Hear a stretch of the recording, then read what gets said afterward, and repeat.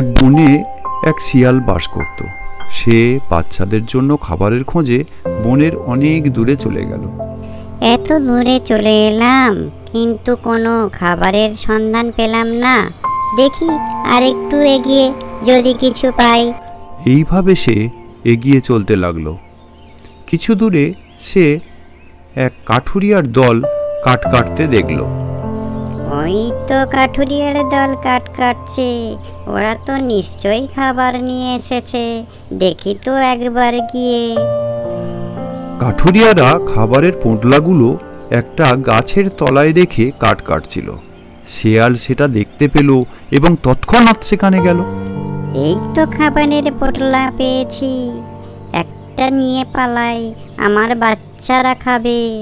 শিয়াল একটা খাবারের পোঁটলা মুখে নিয়ে পালিয়ে গেল, কিন্তু কাঠুরিয়ারা সেটা দেখতে পেল, তাই শিয়ালকে মারার জন্য ছুটে গেল। শিয়াল ছুটতে ছুটতে একটা কুঁড়ে ঘর দেখতে পেল। সেখানে বাস করত এক কাঠুরিয়া। শিয়াল তাকে তার সব কথা খুলে বলল। ভাই, আমার একটু লুকানোর জায়গা দেবে? আমি আমার বাচ্চাদের জন্য খাবার চুরি করে নিয়েছি, কিন্তু ওই কাঠুরিয়ারা আমার ধরতে পারলে মেরে ফেলবে, বাচ্চারা না খেয়ে মরে যাবে। শিয়ালের বাচ্চাদের কথা শুনে কাঠুরিয়ার মনে দয়া হলো।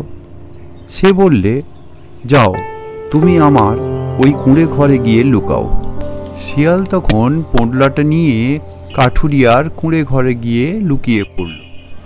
শিয়াল লুকিয়ে পড়ার পর কাঠুরিয়ারা শিয়ালকে খুঁজতে খুঁজতে ঠিক সেই জায়গায় এসে পড়ল এবং এই কাঠুরিয়াকে জিজ্ঞেস করল, হ্যালো ভাইয়া, একটা শিয়ালকে একটা পোঁটলা মুখে করে নিয়ে যেতে দেখেছো কি?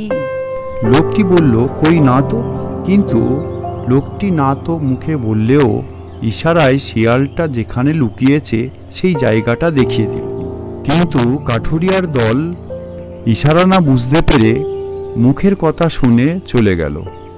কাঠুরিয়ারা চলে যেতে শিয়াল সেখান থেকে বেরিয়ে এলো এবং কিছু না বলে চলে যাচ্ছিল। তখনই লোকটি বলল, তুমি আচ্ছা নিমুখারাম হে, আমার জন্য তুমি প্রাণে বাঁচলে, অথচ যাবার আগে আমাকে একটা ধন্যবাদ জানিয়ে গেলে না। ধন্যবাদ আমি ঠিকই দিতাম, যদি তুমি তোমার কথায় ও কাজে মিল থাকতো। লোকটি বুঝতে পারল সে অন্যায় করেছে। লোকটি মাথা নিচু করে রাখলো এবং তারপর শিয়াল সেখান থেকে চলে গেল। এই গল্পটি থেকে আমরা যেটা শিখলাম, কথায় নয় কাজেই লোকের সত্যিকার পরিচয়।